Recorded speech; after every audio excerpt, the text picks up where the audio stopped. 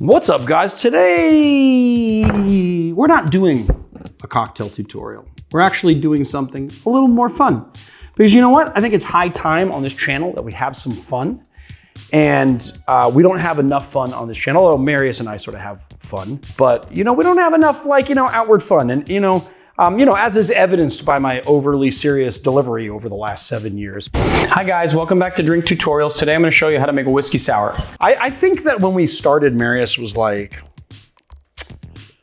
he looks angry and he delivers everything overly serious, but you know what? As we go on, he'll progress out of that.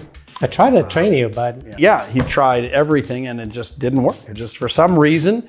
No, I mean, it's funny because, even when I post stuff on my just personal Instagram, I approach it like a fucking lesson now. I don't know why I do that. I don't know how to get out of it. It's just who I am, man. It's like people are like, no, you don't have to be like a teacher or too serious. Just be yourself. And it's like... Obviously, I'm being myself. Anyway, today I thought that we would do something kind of fun.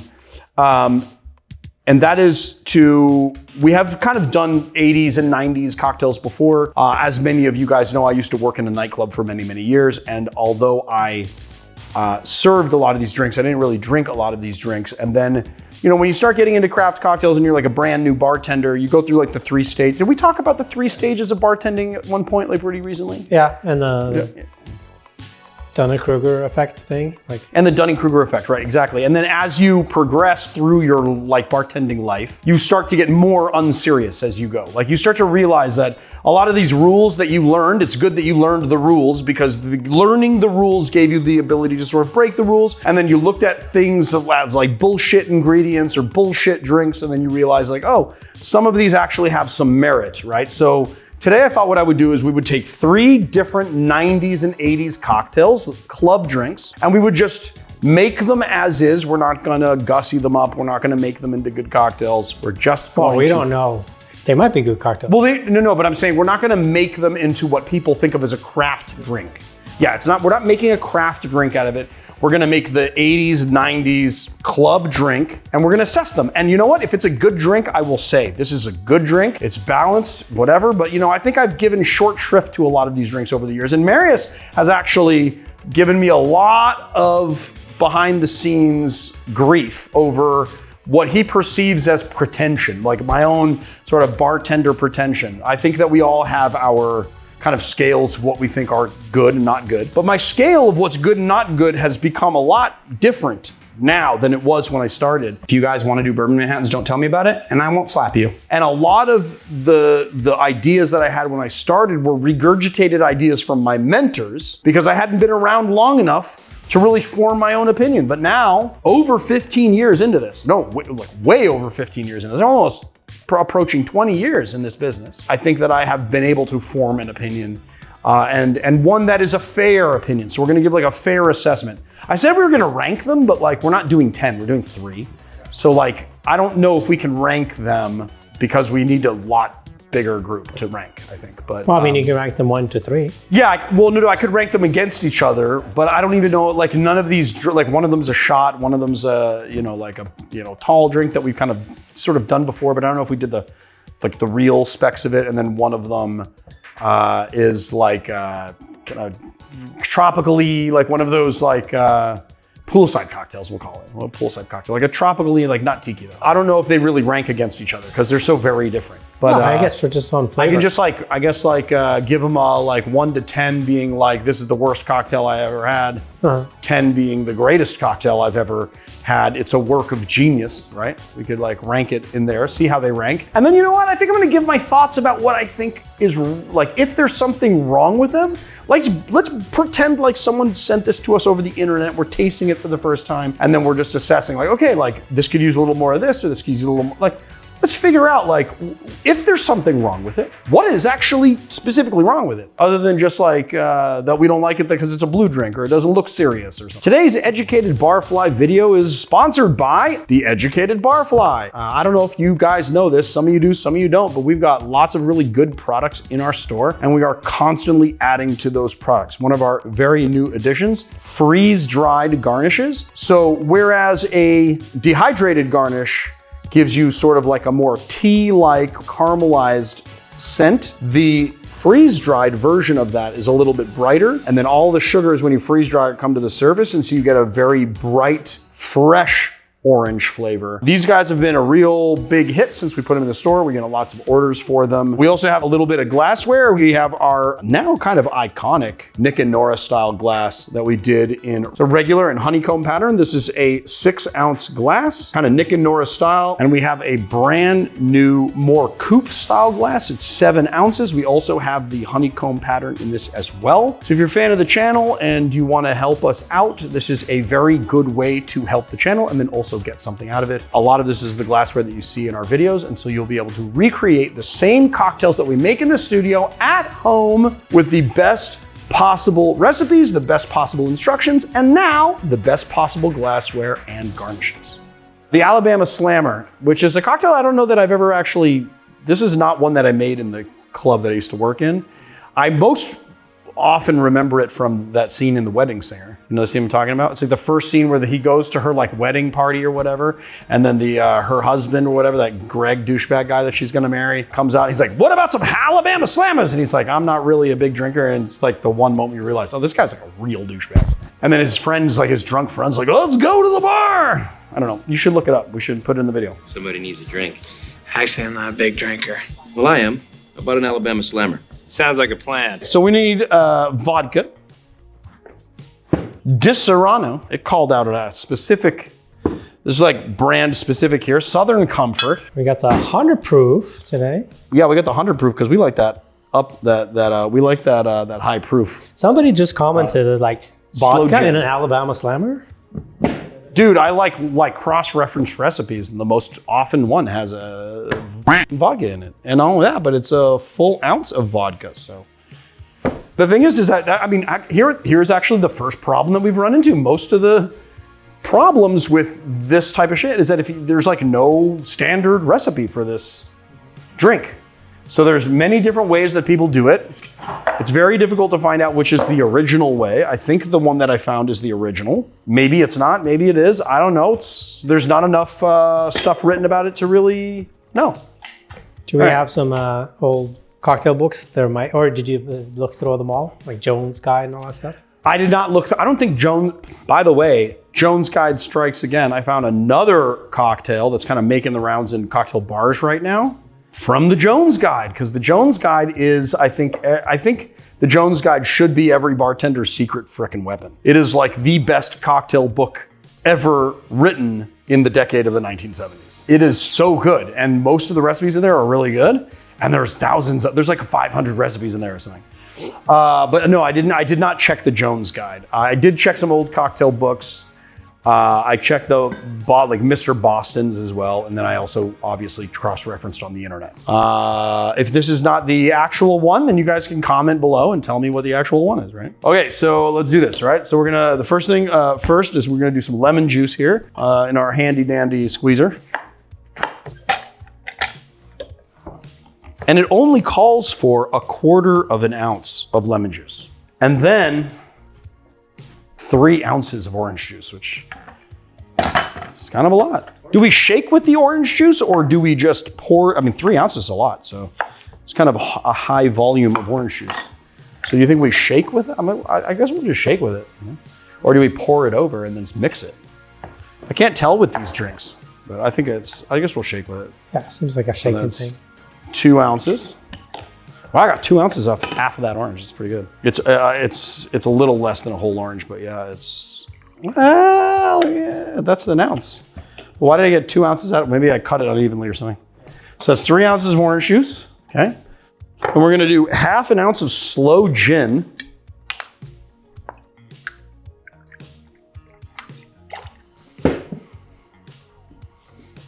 Half an ounce of Disaronno, almond liqueur. 3/4 ounce of Southern Comfort, 100 proof. Although the original recipe calls for just like the regular Southern Comfort, but it's fine. This is like a very high volume drink though. And then 1 ounce of vodka. It's like we didn't put enough booze in there. Let's just gonna straight up add more effing booze. You know what I did not write down is the glassware. So let's take a look. I think I did it in like a highball or like Collins last time. Collins, yep. Collins glass. All right.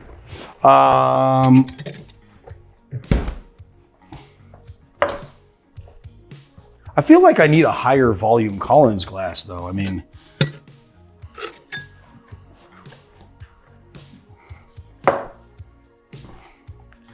this is going to be a massive drink. I feel like I might even need a even higher volume one. This is 3 ounces of orange juice.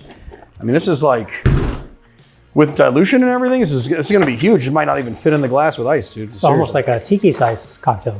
Huh? Almost like a tiki-sized cocktail. Almost like, I mean, yeah, it's almost you want to put in like a big ass thing, yeah.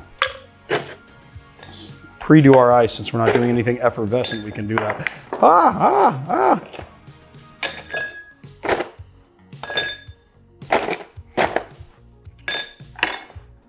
I mean, look how much liquid that is, dude.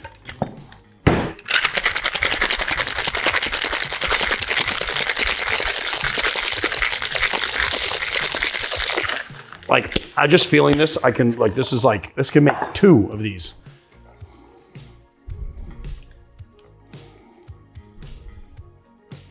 Still a little bit left over. The garnish is a cherry flag. So, cherry flag goes like this. I don't have the maraschino cherry, so we're gonna have to do a fancy one. But take an orange. It's like the Eye of Sauron. I am watching you. It's a little over full, but there you go. All right, let's take a sip. Jesus.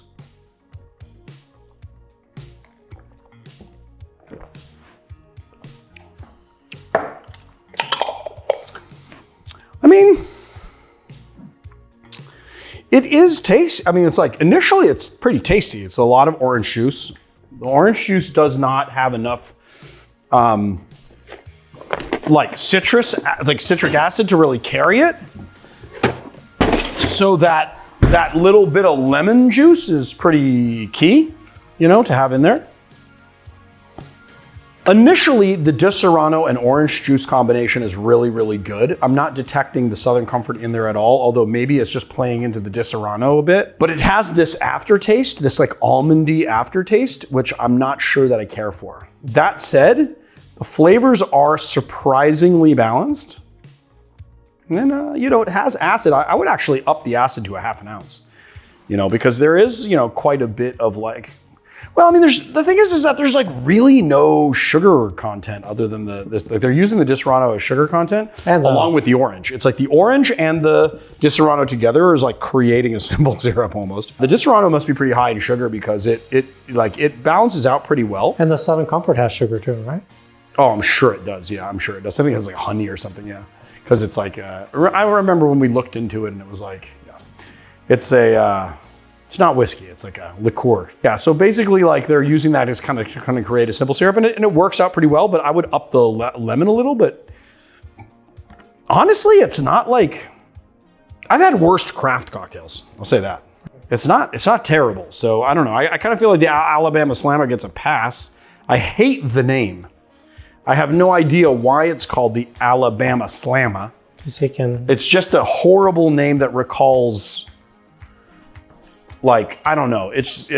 I don't like it. I don't like the name. I wish it had a more sophisticated name. It deserves a more sophisticated name. Which part do you don't like, the slamming part or the Alabama? The slammer part's ridiculous. It's like the slammer part just calls to mind slamming drinks back. Which, you know, in the 1980s, maybe that was cool. But nowadays, dude, people like to drink, if they drink at all, they're drinking in moderation. They should be drinking in moderation. And nobody should be slamming their drinks. Like, why? It's called the Alabama Slammer because it's so good you can just, like, slam it back. Terrible connotation. I don't know, call me pretentious or whatever. I feel like it needs a more sophisticated name. Alabama. Which is going to mark me as like, oh, well, Leandro's not the man of the people that I thought he was. He is pretentious. Marius is right. But I don't know. What do you think? What about the name? Yeah. I mean, I think, yeah, I guess if it wasn't popular during the club era and it was called an Alabama Slammer, maybe it wouldn't have that connotation. I would still think it's a terrible name. Might just call it like a, I don't know, man, like a Alabama tea or something. I don't know. I mean, it looks like tea. There it is, people. The Alabama Slammer.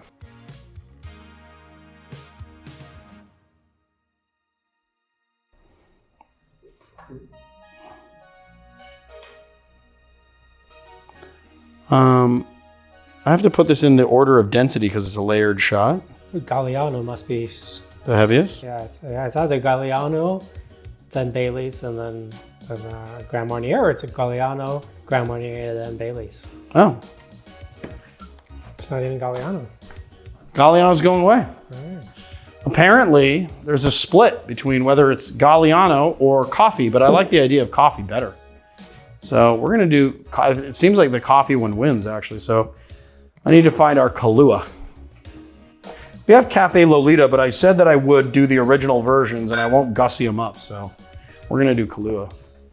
So the way that it's supposed to go is it's supposed to go coffee, Irish cream, so coffee, Irish cream, and then Grand Marnier on top. So coffee, yeah, so Kahlua first, then Bailey's. You know, so I guess I'm just gonna try and, I'm not gonna measure them out. I'm just gonna eyeball a third of the glass. So we go coffee. It's about a third, right? A little bit over, but that's okay. It's a little over, okay. That's cool. We're gonna do like the back of the spoon technique here. I guess we have to kind of do the back of the spoon, do this slow. Tell me when. Yeah, because you want a little bit of a. Yeah, you want to have a little bit of a. I mean, I want them to be somewhat equal, but I also, you want to have a little room. Yeah. I don't know. I feel like I dropped it in a little too violently. Yeah, you did. Maybe it'll. I mean, it's still quite separated. Just got to be careful with the Grand Marnier.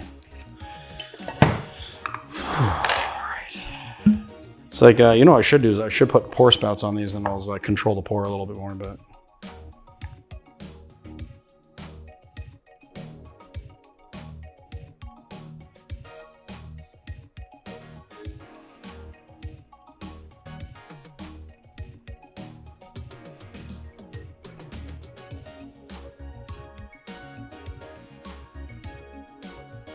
So I guess we'll mix it up and drink it. The B-52. I like the B-52's the band.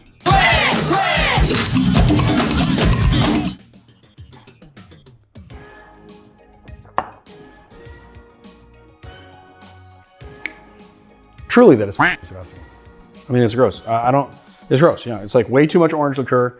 Coffee and cream.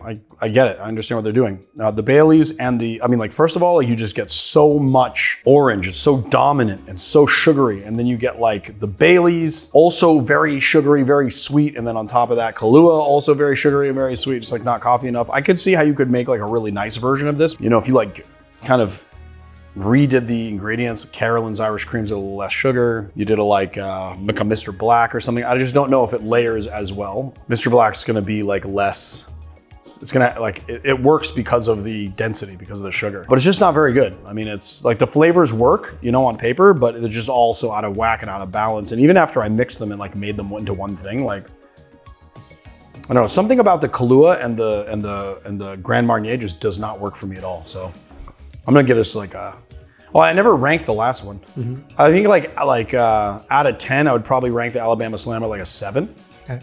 This is like a 2. Barely registers. I don't like it. I don't like this at all. I can see why they do it as a shot, because it's just like you just take it, you get like an influx of those flavors, and it's like gone immediately. There it is, the B-52.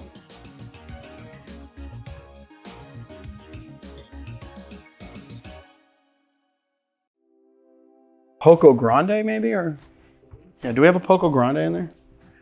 Yeah, I mean it needs that shape of glass, so yeah, we have a Poco Grande, so we'll just do that. The Blue Lagoon does not look promising at all. No. I'm passing a little bit of judgment before we actually shoot. What is it? It's true story, but it is vodka, a blue curacao, lime juice, and lemon lime soda. Some recipes call for lemonade in this drink, which would probably be better, but I think this is Sprite thing is the more, unfortunately, the more authentic one.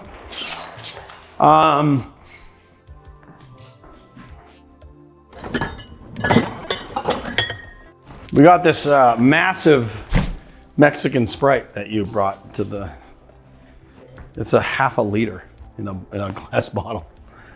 Okay. Yeah, I don't know. Yeah, like, I don't have very high hopes for this. I'm, just looking at the ingredients, I can just tell, like, it's gonna be a meh. But let's see. Want to give this a fair shot. What I notice about these drinks though, like when I'm just going through like club drinks, the major failing of most of these club drinks and like something that's easily remedied if you were just to like respec these things into better drinks. Well, there's two things. Sometimes they use like subpar ingredients, but there is now a good ingredient for every subpar ingredient. Where like, like lemon lime sour, like you literally just make like a simple syrup and lemon juice or lime juice or lemon and lime. You know what I mean? Like the second thing that's like a big failing of these things is that there's not enough acid and there's too much sugar, usually. This one though, that's not the case. So this is 3/4 of an ounce of lime juice. And then we're just gonna split 1 ounce of blue Curacao, which is literally just orange Curacao, or this is like triple sec or orange Curacao that has been tinted blue with, usually just like commercial dye, basically. So 1 ounce of that, and then we're gonna do just 1 ounce of vodka. And that's it. Then we're just gonna shake this up. We're gonna put it into a Poco Grande. That's what a Poco Grande looks like. It's like a hurricane glass, a little smaller than a hurricane glass. I have to pick some of the smaller cubes because this was not made for cold draft. Definitely not. Ah!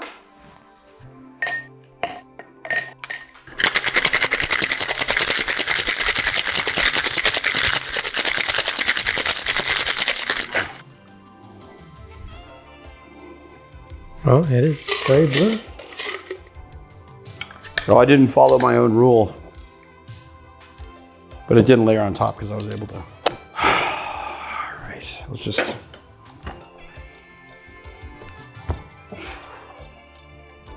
This thing is trying. I find these kind of trying. There you go. The Blue Lagoon, named after the Brooke Shields movie, which is Probably slightly disturbing. I mean, it's got acid. Here's the thing. There's just really not a lot of thought that went into a drink like this. It's not terrible, it's fine, but it was like, I'm gonna take orange Curacao, I'm gonna mix that with vodka to just up the proof. So we're basically just having like an over-alcoholized, kind of diluted orangey flavor. And then like putting like, whether you put lemonade in here or whether you put like Sprite in here, it's just lazy. That's just like, okay, then we're just gonna put some acid in there to get the tartness going. And then we're gonna balance it out with Sprite. The Sprite's gonna just like kind of work together with that lemon juice that we put in there. And it's gonna be nice. And you know what, honestly, it's like nice and tart. It's nice, but it's not like very complex or anything. It's just sort of like, it's fine. Although I will say that like you do get like quite a bit of the ethanol of the vodka, and I'm not even using overproof vodka. It's only 86 proof, so it's not even like crazy, It's just not a very inspiring drink. It's just, I taste the sum of its parts. It's the sum of its parts just aren't very inspiring. So, I don't hate it. I don't love it. I just think it is what it is. Kaboom! It is what it is. It's very blue. I think this could be made into a great drink. It's just, as it is, it's not like a great drink. It's just like a fine drink. There it is. The Blue Lagoon. I give it a 4.